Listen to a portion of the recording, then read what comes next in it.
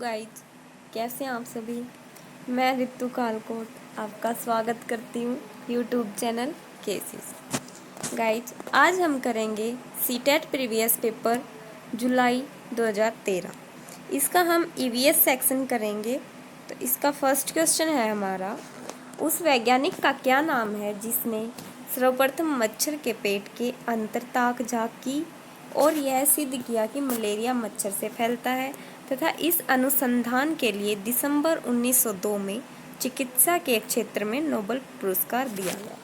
तो इसके लिए ए ऑप्शन है Charles Darwin, B Gregor Mendel, C George Mistral, D Ronald Ross. तो इसका सही ऑप्शन रहेगा हमारा डी ऑप्शन इसके लिए राइट है, रोनाल्ड रोस ने की थी।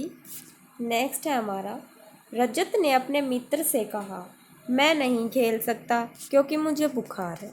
मैं कपकपी बुखार, सिर दर्द और अंत में पसीना आने के चक्कर से गुजरता हूँ। रक्त की जांच के बाद डॉक्टर ने मुझे एक कड़वी दवाई दी। रजत किस रोग से पीड़ित हो सकता है? तो ए ऑप्शन है मियादी बुखार से, बी अतिसार, सी हैजा, डी मलेरिया। इसका हमारा सही ऑप्शन रहेगा डी हैजा। डी ऑप्शन है हमारा मलेरिया। इसके लिए कौन सी बीमारी हो सकती है? मलेरिया। नेक्स्ट है, अल बिरूनी कौन था? ए ऑप्शन है वह एक कुतुब शाही सुल्तान था जिसने हमारे देश में लगभग 40 वर्ष शासन किया। बी ऑप्शन है वह अफगानिस्तान का एक व्यापारी था जो हमारे देश में मेवों के बाजारों का अध्ययन करने आया था। सी वह उज्बेकिस्तान का यात्री था जिसने एक किताब लिखी जो हमारे देश के इतिहास के बारे में जानने में सहायक है। डी ऑप्शन है वह एक यात्री था जिसने भारत के लोगों की संस्कृति का अध्ययन करने के लिए कश्मीर से कन्याकुमारी तक की यात्रा की। तो इसका हमारा सही ऑप्शन रहेगा सी ऑप्शन इसके लिए सही होगा। नेक्स्ट है, रात में जागने वाले जानवर हर चीज को ए ऑप्शन है हरे रंग में देख सकते हैं, बी केवल काली और सफ़ेद ही देखते हैं, सी केवल हरे रंग में देखते हैं, डी केवल लाल रंग में देख सकते हैं। तो इसका हमारा सही ऑप्शन है बी ऑप्शन इसके लिए सही रहेगा। रात में जागने वाले जानवर हर चीज़ को केवल काली और सफ़ेद ही देखते हैं। नेक्स्ट है हमारा, हाथियों के झुंड के बारे में सही कथन को चुनिए। इसमें 4 कथन दिए गए हैं, उनमें से देखना है हाथियों के झुंड के बारे में 4 कथन कौन कौन से सही हैं। नंबर 1 है, हाथियों के झुंड में केवल हथनियाँ और 14-15 वर्ष के बच्चे ही रहते हैं। 2, हाथियों के एक झुंड में किसी एक ही परिवार के सदस्य होते हैं। नंबर 3, झुंड की सबसे बुजुर्ग हथिनी ही पूरे झुंड की नेता होती है। 4, एक झुंड में हथनियों और बच्चों की संख्या कितनी भी हो सकती है। तो इसके लिए हमारा सही ऑप्शन रहेगा बी ऑप्शन इसके लिए हमारा सही होगा। नेक्स्ट है, पंखुड़ियों के अंदर फूल के बीच में कुछ पतली पाउडर जैसी रचनाएं दिखाई देती हैं जिन्हें कहते हैं। ए ऑप्शन है परागकोश, बी है पराग, सी मूलांकुर, डी वर्तिकागर। तो इसके लिए हमारा सही ऑप्शन रहेगा बी ऑप्शन इसका सही होगा। नेक्स्ट है, यदि आप रेलगाड़ी द्वारा अहमदाबाद यानी कि गुजरात जाएं तो आपको रेलवे स्टेशन पर अधिकतर बेचने वाले खाने की कौन सी चीज़ें बेचते मिलेंगे।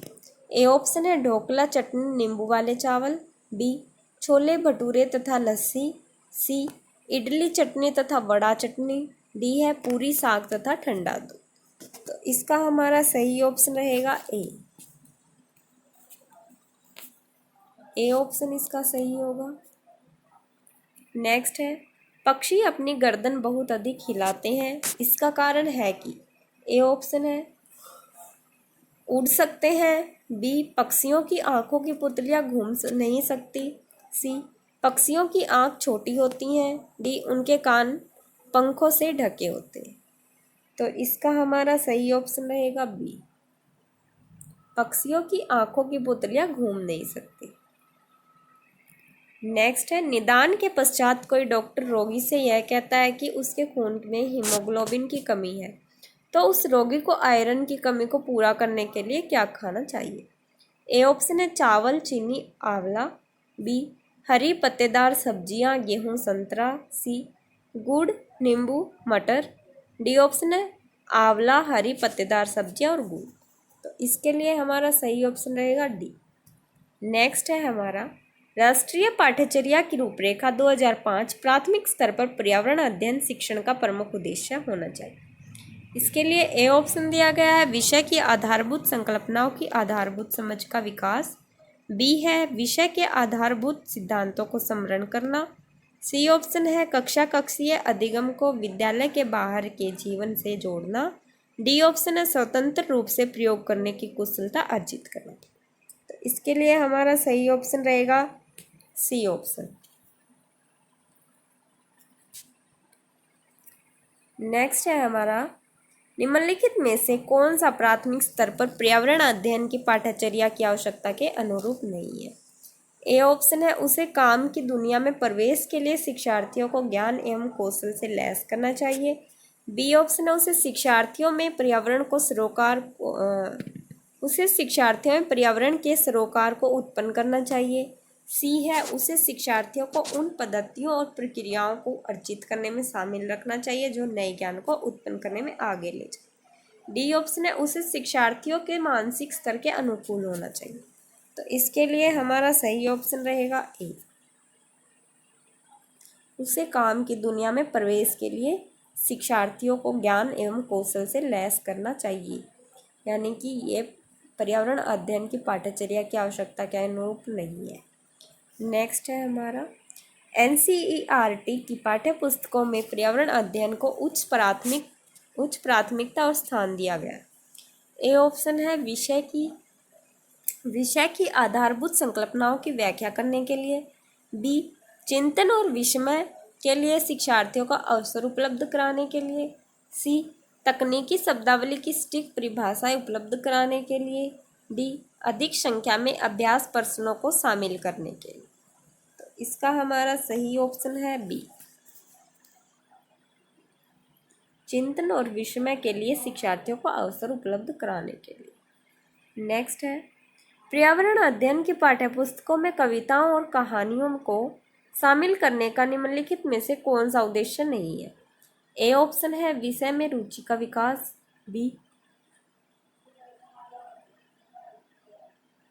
बी ऑप्शन है हमारा नित्य और एकर्ष विषय वस्तु में बदलाव करना। सी शिक्षार्थियों को आनंद और मजा उपलब्ध कराना।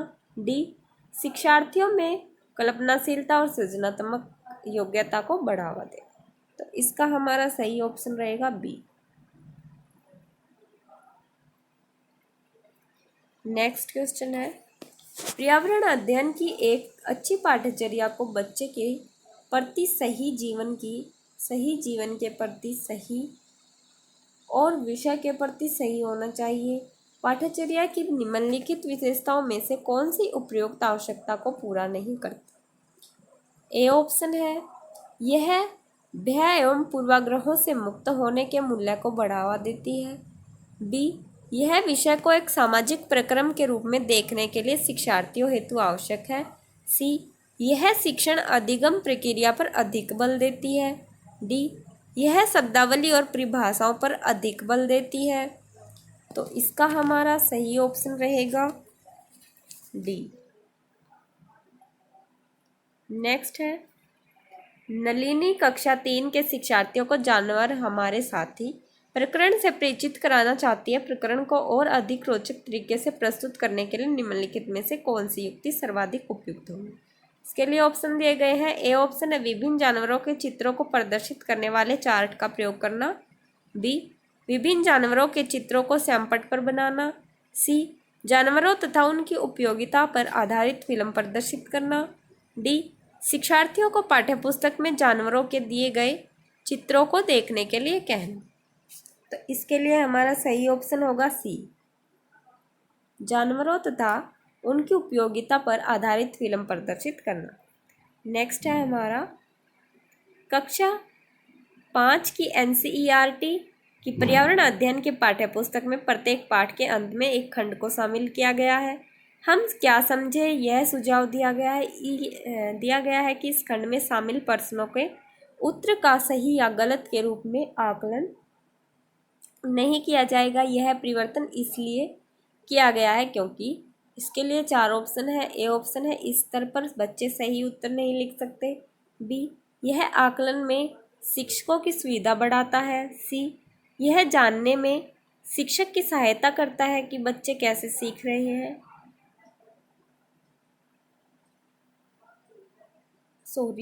और डी ऑप्शन है यह आकलन में विषयनिष्ठता को कम करता है। तो इसका हमारा सही ऑप्शन होगा सी।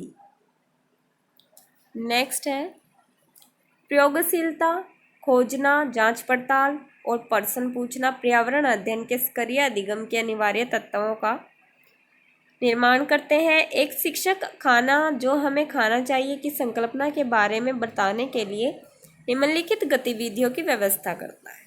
ए ऑप्शन है श्यामपट्ट पर उस प्रकार के सभी भोज्य पदार्थों के लिए चित्र बनाता है। बी, विभिन्न भोज्य पदार्थों के उदाहरण देता है, प्रत्येक में अनिवार्य तत्व बताता है। सी, शिक्षार्थियों से कहता है कि सभी संभावित स्रोतों से संबंधित जानकारी एकत्र करें। डी, प्रकरण पर एक वीडियो दिखाता है। तो उपयुक्त 4 गतिविधियों में से कौन सी सक्रिय अधिगम को संतुष्ट करती है? तो इसका हमारा सही ऑप्शन रहेगा सी। नेक्स्ट है कक्षा 4 के शिक्षार्थियों को हवा सब जगह है प्रकरण पढ़ाते समय गति का निम्नलिखित गतिविधियों को करने की योजना बनाती है। ए ऑप्शन शिक्षार्थियों को अक्षेत्र भ्रमण पर ले जाना। बी, विशिष्ट उदाहरणों से संकल्पना की व्याख्या। सी, संकल्पना को समझाने के लिए मल्टीमीडिया कैप्सूल का प्रयोग। डी, प्रकरण से संबंधित प्रश्न पूछना। तो उपयुक्त प्रस्तावित गतिविधियों में से कौन सी प्रकरण को प्रभावी तरीके से पढ़ाने के लिए सार्थक नहीं है? इसके लिए सही ऑप्शन रहेगा ए। नेक्स्ट पे चलते हैं पर्यावरण अध्ययन के पाठ्यपुस्तकों में विभिन्न प्रकरणों में एक खंड करके देखो को शामिल किया गया है जिसका उद्देश्य है। इसके लिए 4 ऑप्शन दिए गए हैं। ए ऑप्शन है प्रत्यक्ष हस्तपरक अनुभव उपलब्ध कराना। बी, परीक्षा में निष्पादन को सुधारना। सी, वैज्ञानिक शब्दावली की परिभाषाएं सीखना। डी, घर में शिक्षार्थियों को व्यस्त रखना। तो इसका हमारा सही ऑप्शन रहेगा। नेक्स्ट है पर्यावरण अध्ययन में एक अच्छे दत्तकार्य का मुख्य लक्षण होना चाहिए। ए ऑप्शन है प्रभावी अधिगम के लिए पाठ की दोहराई। बी, समय का बेहतर उपयोग सुनिश्चित करना। सी, शिक्षार्थियों को अनुशासन में बनाए रखना। डी, अधिगम विस्तार के अवसर उपलब्ध कराना। तो इसका हमारा सही ऑप्शन रहेगा डी। नेक्स्ट पर्यावरण अध्ययन के शिक्षक के रूप में चिड़ियाघर के भ्रमण का आयोजन करने का मुख्य उद्देश्य होना चाहिए। ए ऑप्शन है शिक्षार्थियों को आनंद और मजा उपलब्ध कराना। बी, नित्य शिक्षण कार्यक्रम की एक रसता को बदलना।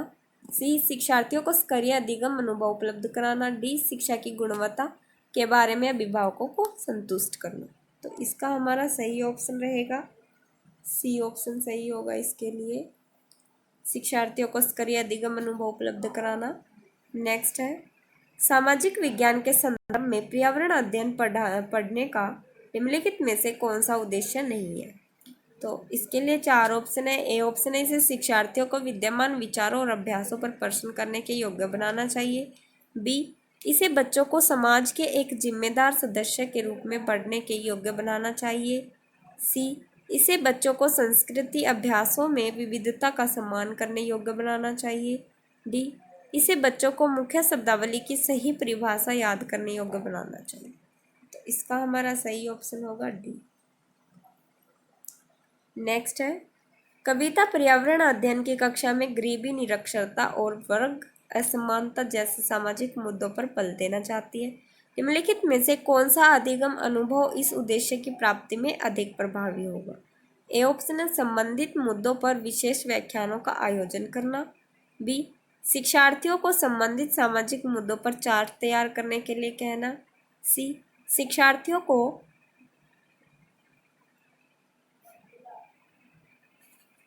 सी ऑप्शन है हमारा शिक्षार्थियों को संबंधित जानकारी एकत्र करने और उनका विश्लेषण करने के लिए सामूहिक परियोजना लेने के लिए कहना।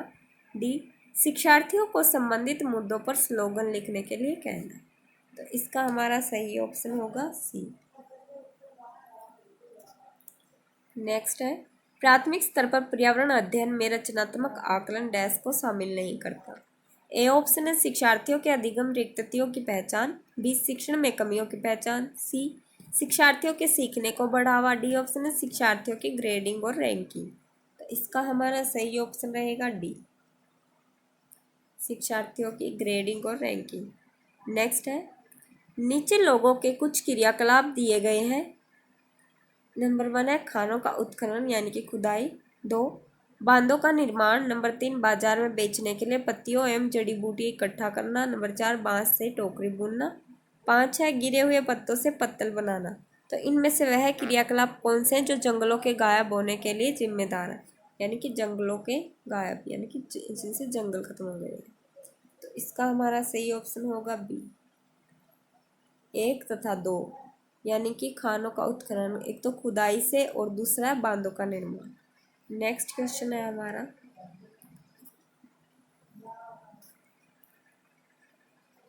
नेक्स्ट है कांसे के बारे में सही कथन चुनिए। नंबर 1 है कांसा लोहे चांदी तथा स्वर्ण की भांति एक तत्व है। 2 है कांसे को तांबा तथा टीन से पिघला कर तैयार किया जाता है।